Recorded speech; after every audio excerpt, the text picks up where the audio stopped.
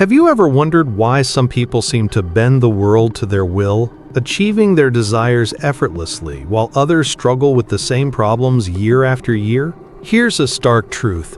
Deep within every man lies a hidden current, a powerful driver, often unseen. Most people are blind to this inner force, believing they are in control, when in fact, it secretly rules them. This ignorance isn't harmless. It's why they are manipulated, discarded, forgotten. But the few who can look inward, to truly understand these currents, they gain an unstoppable edge. Because true power belongs to those who stop pretending to be simple and start mastering the subtle energies that truly shape them. If you don't know which hidden current flows strongest within your instincts, emotions, ambition, then it has already quietly decided your fate. And the most tragic part? Most men think they're strong, but they're just emotionally addicted to admiration. That, precisely, is the curse of the first hidden current, the mirror soul. If these truths about hidden drives are opening your eyes, if you're ready to truly see people clearly, then don't wait. Subscribe now to unlock more deep insights and master the unseen game. Number 1. The mirror soul. The mirror soul doesn't love himself. He desperately needs to be loved, seen, and applauded. He walks into a room scanning not for power, but for attention.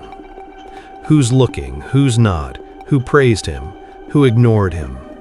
In this desperate theater of validation, he becomes a slave to how others see him. He believes he's confident, charming, and destined for greatness, but he's terrified of one thing: being unseen. He builds his life around seeking admiration, yet never feels admired enough. Beneath the performance is a fragile pride. One insult and he spirals. One rejection and he plots revenge. The mirror soul is not strong. He is starving for validation. The more he feeds on praise, the more he needs it. Like a drug, just to survive. You'll spot him, loud, perfectly styled, always trying too hard. He smiles but constantly scans for disrespect. If you praise him, he shines. If you ignore him, he withers. If you challenge him, the mask slips. The mirror soul has illusions, not defenses. When they crack, he collapses into rage or despair. He is an empire built on mirrors. Once his reflection no longer flatters, he burns the room down trying to get it back.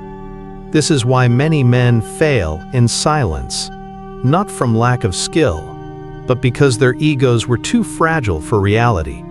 One loss, and they disappear. They were never warriors. They were children craving applause instead of conquest. But make no mistake, the mirror soul often rises. Because he masters wearing the perfect face, he adapts to what you admire, molds himself into what you praise. In politics, entertainment, and leadership, mirror souls rise faster because their need drives them. While others hesitate, he poses. He becomes a perfect reflection of public desire, and the crowd, hungry to worship, hands him the crown. This is his paradox. What lifts him also dooms him. The moment admiration fades, he self-destructs. When the mirror soul loses admiration, he doesn't go quietly. He manipulates, guilt-trips, and rewrites history. He attacks those who stop feeding him praise. In relationships, he becomes controlling. In business, vindictive. He cannot let you move on because your attention is his oxygen. He will shame, charm, or destroy you. Anything to remain center stage. This is dependency disguised as dominance. Once you see it, you'll notice it everywhere. The loudest, most polished. The ones who always need to be special. They are not free. They are dying for applause. Most men ruled by this never realize it. They believe they're chasing greatness when they're just chasing compliments. While building a false self, their true self decays. Unnoticed and unloved, because they spent their life trying to be someone else's ideal. They never ask, "Who am I?" when no one's watching. The mirror soul doesn't want power. He wants only to look powerful. That illusion becomes his cage. Here's where it gets dangerous. Some mirror souls evolve. They study attention like military strategy. They seduce not just to be loved, but to gain control. The mirror soul is no longer just fragile. He becomes calculated, a charming manipulator who wears vulnerability like armor. He's evolved past the clumsy hunger for praise. Now he's a skilled performer who understands the audience better than they understand themselves. He doesn't seduce for connection, he seduces for leverage. Compliments are no longer food, they're currency, traded for loyalty and obedience. He becomes dangerous to everyone who mistakes his clever mask for depth. Once you believe his illusion, he owns you. When he owns you, he feeds, subtly extracting admiration, sympathy, and submission. His real weapon is you. He plays the victim masterfully, confessing flaws that make him seem brave, and sharing pain that centers him as the tragic hero.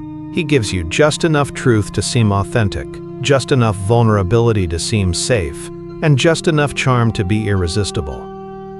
You lower your guard, you trust, you admire. Then, your reality shifts. You feel inferior but can't explain why. You become addicted to his approval and terrified of his silence. That's where he wants you, uncertain, impressed, submissive. If you wake up, the spell breaks, but most don't. They stay locked in the orbit of his ego, a sun that only shines for itself. They wonder why they always feel unseen. He builds mirrors, and you are only valuable when you reflect what he wants to see.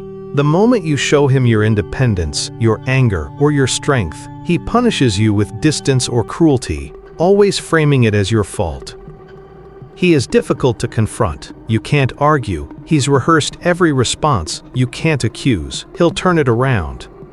If you try to leave, he'll become everything you once loved, just long enough to pull you back. He doesn't want you. He wants your admiration. He doesn't love you. He loves how you made him feel about himself. When he no longer needs you, he will discard you, gently, poetically, but discard you all the same. You are just another brick in his image. And yet, you'll still miss him. He's an expert at imprinting himself onto your psyche. He'll notice details you hid. He'll give you a taste of being completely seen before snatching it away. That is the drug. Once you've tasted it, everyone else feels dull. That's what he counts on. Even if you hate him, if you remember him, he still wins. The greatest tragedy? The mirror soul doesn't know who he is. The core is hollow. No stable self, just shifting images trying to catch a glimpse of something real. He is both master and prisoner of his performance. When the crowd is gone and the applause fades, he's left with a silence that terrifies him. In that silence, there is no reflection, just the haunting question, who am I when no one's looking? He has no answer, so he performs again, always running from the stillness that would force him to see his emptiness. Now ask yourself, does this mirror soul live within you? Are your goals truly your own, or just bait for applause? Do you act for yourself, or for the version you hope others admire? Do you crave true growth, or just the appearance of it? If you lie to yourself here, you'll never escape his cage. You'll spend your life performing, pleasing, and slowly dying inside. But if you answer honestly, something powerful happens. You stop acting, and you start becoming your true sovereign self. The path to that clarity is brutal. Once you shatter this illusion, another, darker force waits underneath. Most people never make it past this phase, but a rare few evolve. They stop needing to be admired and start needing to win. They no longer chase praise, they're chasing control. In this cold evolution, the second inner current is born. Number 2, the chess master. He doesn't care if you love him or fear him. He only cares that you obey, that your actions serve his strategy. While the mirror soul wants attention, the chess master wants leverage. He studies people like blueprints and speaks only to move the board. He trusts no one because he knows the game is not about being liked, it's about being untouchable. The chess master's personality is built on one belief: people are tools. They can be used, sharpened, broken, and replaced. He doesn't hate them. He doesn't romanticize them. Emotions are liabilities. Loyalty is a contract. Kindness is camouflage. Truth is a weapon, sheathed or unsheathed, depending on what wins. You'll find him behind the scenes, the quiet advisor, the unseen strategist. He waits, observes, and measures you before you realize you're being studied. When he speaks, it's never a reaction. It's a move, calculated to shift power, not feelings. He doesn't lose his temper because he values nothing enough to get emotional. He's already prepared for betrayal, accounted for failure. He plays long, quiet games with no audience. While others announce goals, he gathers data. By the time you realize he's dangerous, he already owns half the chessboard. That is the chess master's advantage. You see nothing until it's too late. Unlike the mirror soul who craves attention, he knows visibility is vulnerability. The unseen man is the man who survives. You'll feel his strange, calm coldness. He can laugh, joke, even charm, but something's missing. He never gives himself away. You leave thinking you've connected, but you haven't. He gave you a version of himself he wanted you to see, while learning everything about you. He is always gathering power, not brute force, but position. Once he has enough, he doesn't fight, he traps. You find yourself outmaneuvered, outthought, cornered, without ever seeing it coming. What separates the chess master from a naive manipulator is profound restraint. He doesn't act on impulse. He doesn't use force when deception will do. Every betrayal is timed. Every alliance is conditional. This isn't chaos, it's surgical precision. He's not cruel for pleasure. He's efficient. If hurting you moves the board, he'll do it with elegance. He plays above the board, watching everyone else scramble while he decides the single move that ends the game. Yet, even he is not immune to danger. His fatal weakness is believing he's always the smartest man in the room. Arrogance wrapped in strategy is still arrogance. Once he underestimates others, his perfect plan becomes a target. To win, he must never show his hand. But if he plays too long, too cold, he forgets the game's purpose. His empire rots from within. The question now is not if you know someone like this, but if you are becoming him. Have you begun to see people as levers instead of lives? Do you feel detached, calm, surgical in chaos? This type pays a heavy price. No connection, no peace, no deep alliance. Only advantage. Only survival. He doesn't need to scream to be feared, he just needs to know what you want. The man who knows your desire owns your decisions. He studies your insecurities, hunger, and guilt, not to heal them, to use them. When it's time to strike, he pulls one thread and the entire illusion collapses. He understands what most never will. Control is more powerful than affection, influence more lasting than intimidation. The chess master simply needs to be obeyed without resistance. You'll think it was your idea to submit. Every word was engineered for your compliance, not approval.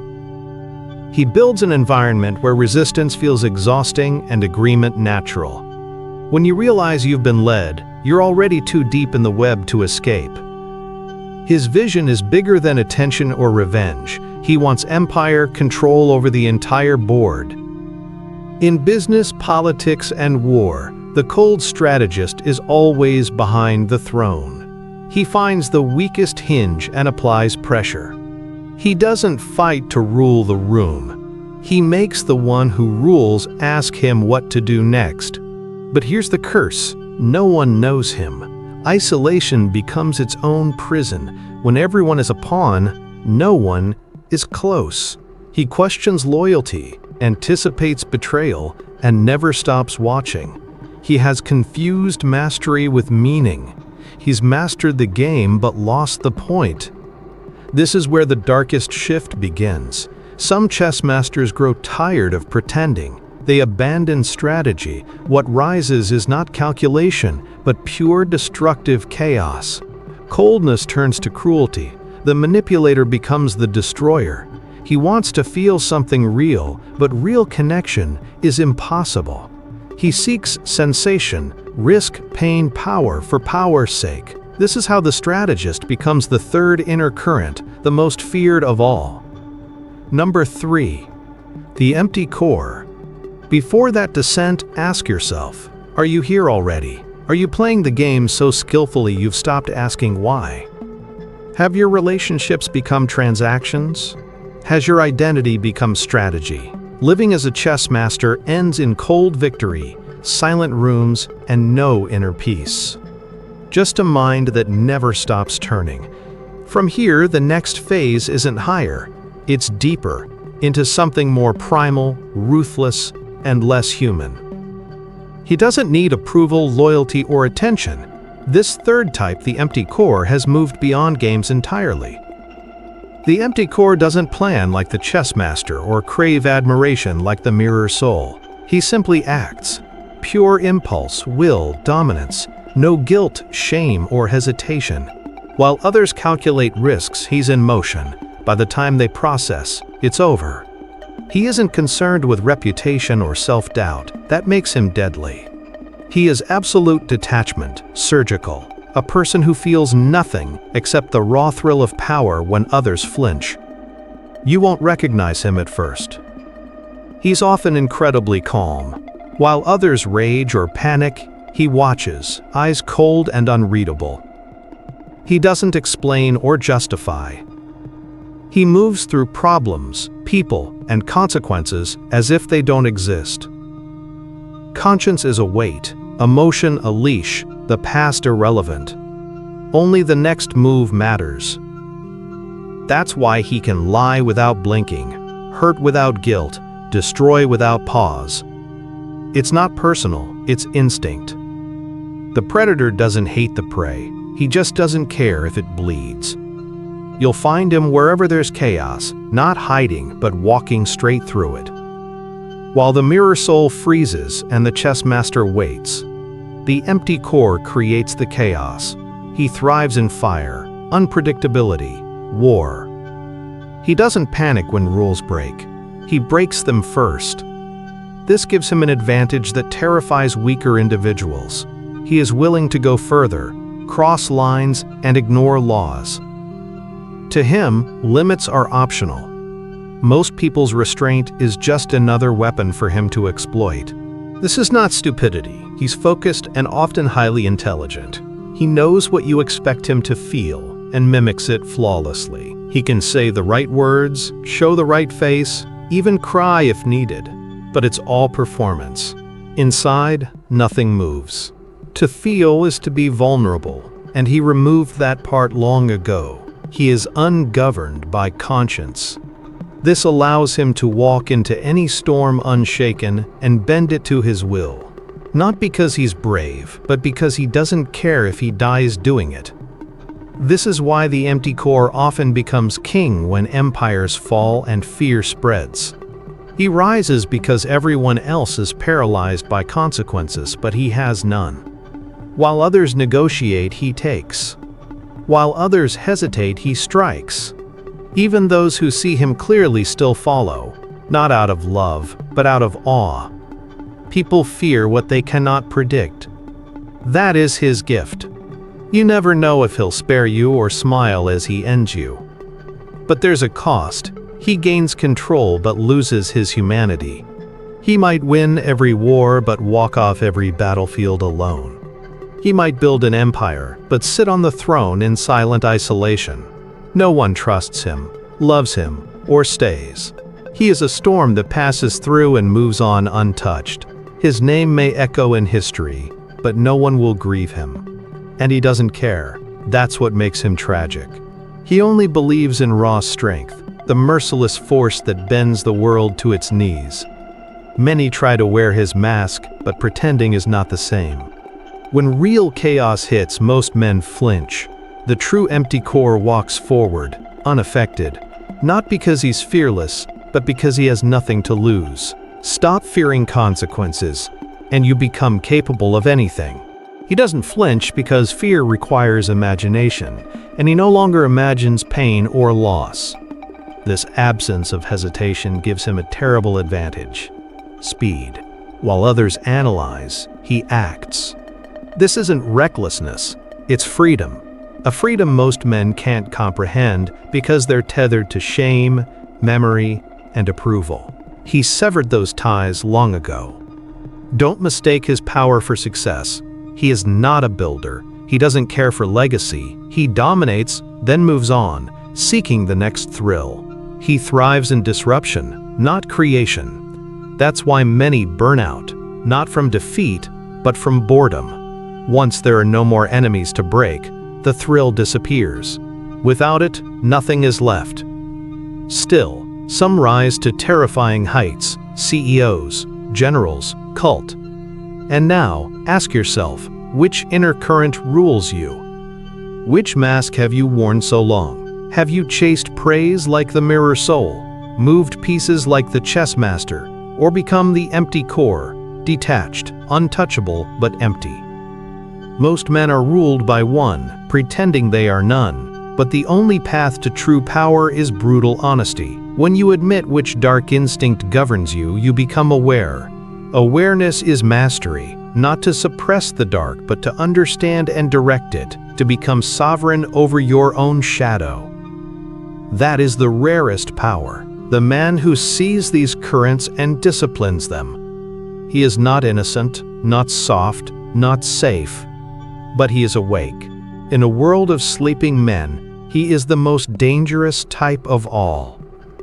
If you've listened this far, a part of you knows this truth. You are ruled by a shadow. Tell me, ready to face the mask? Will you master the dark that governs you?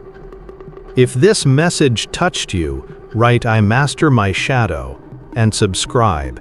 Let's see how many are ready for unshakable power. Don't stop. Watch the next video. It's important. See you there.